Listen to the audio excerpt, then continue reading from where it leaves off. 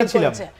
আমি যে জায়গাটায় বলছি সেটা হচ্ছে এই আমাদের মাইন্ডসেটের মধ্যে আমাদের প্রত্যেকের সাইকোলজিক্যাল প্রবলেম আছে, আমাদের নেতাদের আরো বেশি আছে। এই জায়গায় মাইন্ডসেটটা যদি আমিত্বের মধ্যে আমরা ঢুকে গেছি। আপনি দেখবেন একটা কমিটি করছে, সেখানেও আমিত্বের মধ্যে ঢুকে গেছে। আবার আমি জামাতের কথা এখন বলি, জামাতকে আমি একটা সময় পছন্দ করতাম যে এরা কমিটি ভালো ফাইল টাইল দেখে করে, কিন্তু জামাতের যখন নেতা আমির যখন বলে আমাদের আর সেনাবাহিনীর মধ্যে পার্থক্য নাই, আপনি খেয়াল করেন সেনাবাহিনী নো দেশপ্রেমের কথা বলেন না, সেনাবাহিনীও কিন্তু উপর থেকে নিচ পর্যন্ত আইন মানতে বাধ্য, ওয়ার্ডার মানতে বাধ্য। সেনার প্রথম সিনিয়র কি বলল, ভুল না শুদ্ধ কিচ্ছু মানবে না, ফায়ার বলার সাথে সাথে ফায়ার করবে, সে ভুল হোক শুদ্ধ হোক। ওনাদের মধ্যেও তাই, এটাকেই সে মিন করছে। সো আমি এই জায়গাটায় আমি খুব আশাহত হই, বাংলাদেশের রাজনীতি যারা করে তারা কেন এত মেন্টালি, তারা কেন মৌলবাদের চরিত্র হবে? মৌলবাদের চরিত্রের তো জনগণ বাংলাদেশে না, বাংলাদেশের মানুষ অত্যন্ত ভালো মানুষ, যে কাউকে বিশ্বাস করে। আপনি দেখেন এই যে ছাত্রদেরকে বিশ্বাস করেছিল, ছাত্ররা কি সামনের কাতারে, ছাত্ররা কি ওইখানে শুধু যুদ্ধ করেছে? ছাত্রদের সঙ্গে তাদের বাবা মা যুদ্ধ করে না? বিএনপি আওয়ামী লীগ বিএনপি জামাত থেকে শুরু করে বাম যতগুলো রাজনীতি আছে প্রত্যেকেই তো আপনার মাঠে ছিল, মাঠ ছেড়ে কেউ যায় নাই, প্রত্যেকেই জীবন দেওয়ার জন্য প্রস্তুত ছিল, জীবন দিয়েছেও 15-16 বছর। ছাত্ররা শেষে তারা কোটা আন্দোলনে গিয়ে পরে যখন এক দফায় গেছে তখন কিন্তু সবাই নেমে গেছে, আর রাজনৈতিক দলগুলো তো ছিলই পিছনে একদম গার্ডিয়ানের মতো। সো তারা যে এখন মনে করেছে তারাই সব, তারা এখন মনে করছে তারা যে সরকারের কিংস পার্টি হচ্ছে, এই যে সরকারের ছত্রছায়া, এই যে পরশুদিন যে প্রোগ্রামটা হলো সারা বাংলাদেশ থেকে সরকারের ছত্রছায়া, আপনার পিরোজপুরের ডিসির কথা শুনলেই বোঝা যায়। কিংবা আরো এই এত টাকা তারা কোথায় পেলো, কে দিল তাদের টাকা? তারা তো বাচ্চা মানুষ। এই জায়গাটায় এই স্বচ্ছতার জায়গা যদি আপনি ক্লিয়ার করতে না পারেন, এবং এই যে আপনার তাদের কথার সঙ্গে দেখেন তাদের সিমিলার প্রধান উপদেষ্টা, উনি হয়তো বা তবে এইসব নির্বাচন করার হয়তো তবে দিয়ে যদি ডিসেম্বরে নির্বাচন যদি তবে দিয়ে যদি হয়, তার মানে কি উনি কিংসের সঙ্গেই আছে, কিংসকেই সাপোর্ট করছে এবং সে বলেছেও। এটা হলে তো তাহলে তো এটা আপনারা কি আসলে কিংস পার্টির দিকে এগোচ্ছেন কিনা, সরকারের ছত্রছায়ায় এগোচ্ছেন কিনা, অর্থবিত্ত প্রশ্ন রয়েছে। আপা বেশ কিছু প্রশ্ন তুলেছে ছাত্রদের নানান বিষয় নিয়ে, আপনি শুরু করে বলতে পারেন। প্রথমত দেখেন, আপার পুরো আলোচনার যে বিষয়টি আমাদের কাছে বা আমার কাছে যেটা মনে হয়েছে সেটা হচ্ছে যে আওয়ামী লীগের রেখে যাওয়া সাংবিধানিক কাঠামো থাকুক, আওয়ামী লীগের তৈরি করা নির্বাচনী আইনের মাধ্যমে নির্বাচন কমিশন, এখানে আপনি একটু শব্দ ব্যবহার করেছিল যে সংবিধান ধ্বংস করছেন আপনারা।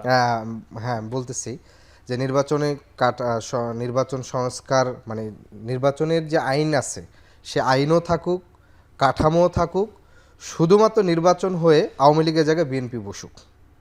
মানে পুরো বিষয়টা তো এরকমই, কারণ ন্যূনতম সংস্কার কতটুকু কি দরকার, যেমন তারা বলছে ন্যূনতম সংস্কার দরকার, অথচ নির্বাচন সংস্কার কমিশন দেওয়ার পূর্বেই মানে তারা কি সংস্কার চায় সেই সংস্কারের প্রস্তাবনা দেওয়ার পূর্বেই তারা প্রেসার দিয়ে নির্বাচন কমিশন তৈরি করে ফেলছে এবং নির্বাচন কমিশন তাদের কার্যক্রম শুরু করছে। তাহলে সংস্কার প্রস্তাবনের আগেই যদি আওয়ামী লীগের কাঠামো আইনেই যদি নির্বাচন সংস্কার কাজ করে, তাহলে নির্বাচন সংস্কার কমিশনের দরকার ছিল। এবং এটা নিয়ে আমরা কিন্তু এটা প্রতিবাদ লিপিও দিয়েছিলাম সরকারকে। আজকে সিইসি বলেছে যে তারা এই মুহূর্তে গণপরিষদ নির্বাচনের জন্য প্রস্তুত না, তারা জাতীয় নির্বাচন নিতে চায়।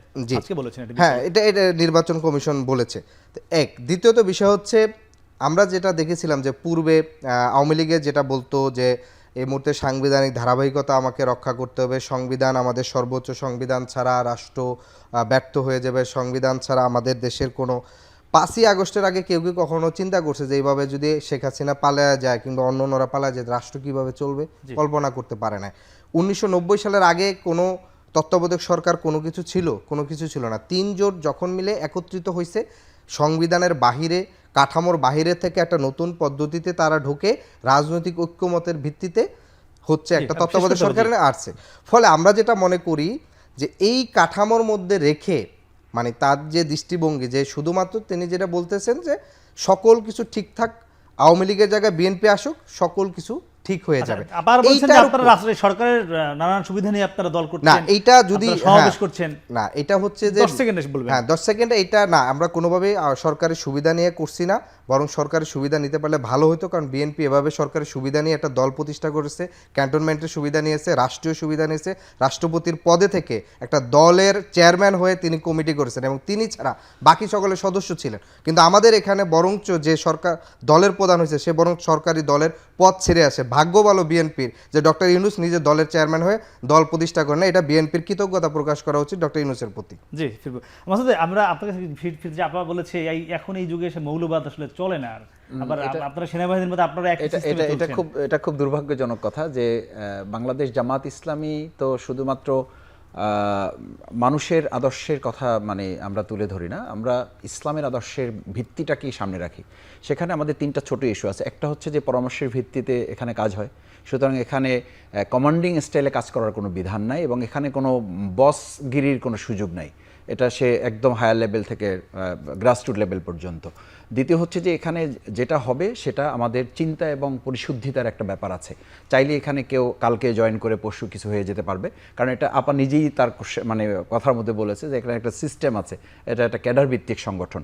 সুতরাং এখানে চাইলে আপনি কাউকে ঢুকাই দেবেন, কাউকে চাইলে বের করে দেবেন, এটা হবে না। থার্ড হচ্ছে যে আমিরের জামাত যে কোশ্চেনটা মানে বা যে কথাটা তিনি বলেছেন সেটা হচ্ছে যে জামাতকে তিনি বোঝাতে চেয়েছেন যে আমরা দেশপ্রেমের সাথে আমাদের যে নেতৃবৃন্দকে হত্যা করা হয়েছে এটার মূল টার্গেট ছিল যে তারা সৎ, দক্ষ, যোগ্য এবং দেশপ্রেমিক ছিলেন। শুধু এই কারণে ভারতের ইশারায় এই মানে ভারতের আজ্ঞাবহ এই সরকার তাদেরকে বিচারিক হত্যাকাণ্ড করেছে, তাদেরকে দেশপ্রেমের কারণে। আমরা টিপা এবং বাদ দিয়ে যখন রাস্তায় নেমেছি তখন তাদেরকে টার্গেট করা হয়েছে। দেলোয়ার হোসেন সাইদি সাহেব যখন ভারত এবং বাংলাদেশের ইস্যুটা সামনে জনগণের সামনে খুব সিরিয়াসলি তুলেছেন তখন তারা তাকে টার্গেট করেছে। এই জন্য আমার মনে হয় উনি সেনাবাহিনীর সাথে জামাতকে প্যারালাল করে নাই, বরং জামাত এবং সেনাবাহিনীর দেশপ্রেমের জায়গাটাকে উনি অ্যাড্রেস করেছেন। আগামী বাংলাদেশে কি আমরা বিএনপি, জামাত বা জাতীয় নাগরিক পার্টিকে ঐক্যবদ্ধ দেখবো না এভাবেই চলতে থাকবে? দেখেন ঐক্য বলতে শুধু কোন একটা স্টেজে হওয়াটা ঐক্যবদ্ধ না, ঐক্যবদ্ধ হচ্ছে চিন্তা, পরিকল্পনা, দেশের ইউনিটিটাকে ডেভেলপ করা। সেই জায়গায় তো আমি মনে করি ঐক্য তো থাকাই উচিত, এবং সেই ঐক্য না হলে বরং এই যে দোসর যারা আছে বা দেশ নিয়ে ষড়যন্ত্রকারী যারা আছে দেশের বাইরে এবং ভিতরে যারা আছেন, এই দুইটা জায়গায় যদি আপনাকে চ্যালেঞ্জ ফেস করতে হয় তাহলে আপনি মত এবং দ্বিমত যেটা বলা হয় যে মতকেও শ্রদ্ধা করতে হবে, দ্বিমতকেও শ্রদ্ধা করতে হবে, সেই জায়গায় শুধু এক স্টেজে ওঠাটা বড় কথা না। বড় কথা হচ্ছে চিন্তা, দৃষ্টিভঙ্গি এবং পরিকল্পনায় আমাদেরকে এক হয়ে কাজ করতে হবে দেশের ইস্যুতে, জাতীয় স্বার্থে। ভাগ্য ভালো যে ডক্টর ইউনূস এই দলের প্রধান হয়নি, আর বিএনপি এই রাষ্ট্রের প্রধান বা সেনা ক্যান্টনমেন্টে বসে দল গঠন করেছে। দ্বিমুখী আচরণ কেন করছে বিএনপি? তা করে নাই। বিএনপি আপনি দেখেন তখন কোনো 4টা সংবাদপত্র ছাড়া কোনো সংবাদপত্রই ছিল না। আপনি শেখ মুজিবের বাকশালের কথা ধরেন, ওই টাইমে শহীদ প্রেসিডেন্ট জিয়াউর রহমানের আগমন, এবং এটা কিন্তু সিপাহী জনতা তাদের মিছিল করে বের করে তাকে নিয়ে আসছে। ছাত্র জনতা বলবে, ছাত্র জনতা তো ওই আপনার ইসের মতো কি শ্রীকান্তের গল্পের মতো যে প্রথমে কিছুই জানে না, তাই যা বলে পরে যখন বুঝবে, জানবে, সময় হবে তখন তারা অন্যরকম কথা বলবে। নাহিদ যেটা ছেড়ে আসছে, আপনার নাহিদের জায়গাটায় যে মাহফুজ হয়েছে, মাহফুজের ভাই ছাত্র দল করতো মহসিন হলে, তার নাম মাহবুব আলম সম্ভবত, সে এখন এই এদের দলের যুগ্ম আহ্বায়ক হয়েছে। হ্যাঁ, যুগ্ম আহ্বায়ক হয়েছে। তাহলে আপনি বুঝেন যে আমি কলা খাই না। হ্যাঁ, তো এই অবস্থার মধ্যে পড়েছে তারা। এবং আওয়ামী লীগের যে আচরণ, বডি ল্যাঙ্গুয়েজ ছিল আজকে থেকে 6 মাস 7 মাস আগে, এখনকার ছাত্র দলের যে নাগরিক কমিটি পার্টি, নাগরিক পার্টির বডি ল্যাঙ্গুয়েজ কিন্তু ওরকমই। সরকারের ছত্রছায়ায় যেভাবে আওয়ামী লীগ কাজ করতো তারা ওইভাবে কাজ করে। ছাত্রলীগ থেকে অনেকে এসেছে তাদের দলে। হ্যাঁ, এবং ছাত্রলীগ থেকে সার্জিসের বক্তৃতাগুলো যদি শুনেন যে শেখ মুজিবেরকে বঙ্গবন্ধু বলতে বলতে মুখের ছাল উঠে গেছে, প্রধানমন্ত্রী শেখ হাসিনার সঙ্গে একবার দেখা করতে পারে জীবন ধন্য হয়ে গেছে। তো এইসব করে যখন যারা আসছে, আজকে সে শেখ হাসিনার ফাঁসি না হওয়া পর্যন্ত আবার সে ইলেকশন দিবে, এটা কিভাবে থাকবে? বিএনপি, জামাত বা জাতীয় যে নাগরিক পার্টি ঐক্যবদ্ধ থাকবেন কিনা? শোনেন, আমরা তো ঐক্যবদ্ধ থাকার জন্য দেখেন ওই দিন আমাদেরকে দাওয়াত দিয়েছে, আমরা কিন্তু তাদের ওইখানে গিয়েছি, নেতারা গিয়েছে। আমরা তো যাওয়ার জন্য এক পায়ে দাঁড়ানো, কারণ আমরা চাই যে ভালো কোনো দল প্রতিষ্ঠিত হোক বাংলাদেশে। নিশ্চয়ই নিশ্চয়ই আপনারা একসঙ্গে থাকবেন, আমরা সে প্রত্যাশা করছি।